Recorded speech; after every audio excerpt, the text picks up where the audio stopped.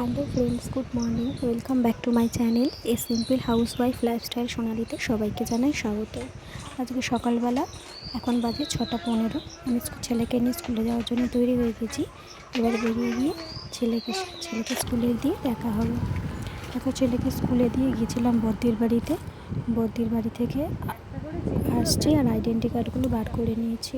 বদ্দির বাড়িটা হচ্ছে ওই দিকের যে গলিটা, ওইটার মধ্যে।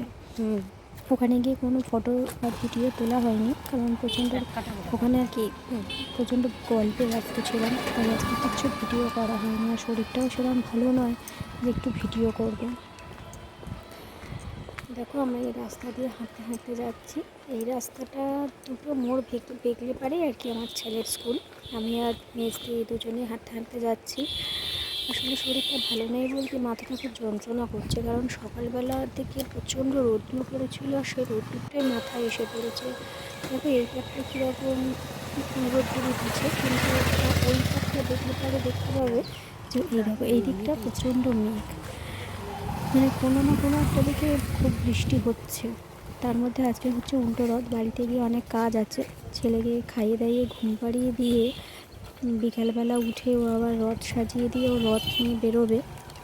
হয়তো মাসির বাড়ি থেকে আজকে রথটা আসবে নিজের বাড়িতে, তাই জন্য হাঁটতে হাঁটতে দেখা যাচ্ছে। আর যে সাদা কালারের যে বাড়িটা দেখতে পাচ্ছ না, ওই বাড়িতে যেন প্রচুর পাখি রয়েছে, কিচ কিচ কিচ কিচ করে। খুব সুন্দর সুন্দর পাখি মনে হয়। বাইরে থেকে শুনতে পাই, কারণ যেন ঘরের ভেতরে ঢুকিনি ওদের। তবে একদিন গিয়ে ইচ্ছা আছে পাখিগুলো দেখবো। দেখো, ছেলেদের স্কুলে চলেই আসছি আস্তে আস্তে। এখানে দাঁড়িয়ে দাঁড়িয়ে বাছুরটা আর কি ঘাস খাচ্ছে, সেটাই তুলছে, দেখতে খুব ভালো লাগছে। আমাদের এদিক সাইডে তো আর এখন দেখা যায় না গরু ঘাস খাচ্ছে বা কিছু। এদিকটা একটু গ্রাম্য এলাকা বলে তাই দেখা যায়। এই হচ্ছে বাংলা মিডিয়াম স্কুলটা। এইটা মোড়টা ঘুরলেই আর কি আমার ছেলের স্কুলের গেটের সামনে আজকে প্রচুর জ্যাম, কারণ আজকের ক্লাস 5 to 11 মানে 8, মানে না সরি 1 to 8 পুরোটাই পরীক্ষা হচ্ছে।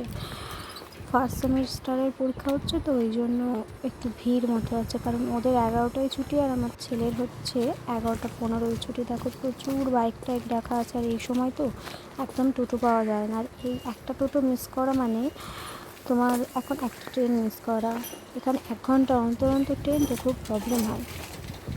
এরকম আমি ছেলে স্কুলে ঢুকে যাচ্ছি। ছেলেকে এবার নিয়ে আসবো। যখন সব গার্জেনরা চলে গেছে, যাদের পরীক্ষা হচ্ছে তাদের গার্জেনরা চলে গেছে, এখন আমাদের ডাকেনি। আমরা ওই সামনেটা গিয়ে বসবো, বসলে পরে আমাদের ডাকলে পরে যাই আর কি। 11:15 ছুটিতে 11:05 ডাকে। দেখো, এবারে বাচ্চা নিয়ে চলে এসেছি আমার ছেলেটা নিয়ে। চলে এসে ঠাকুরের জন্য আম আর ও বাবা একটু মিষ্টি এনেছিল, ফলগুলো সবাইকে দিয়ে দিয়েছি। তো বাড়িতে সবাই খাবো বলে এই জন্য আমগুলো কেটেছি। এবার রাতের বেলা খাওয়া দাওয়া হবে। Good night.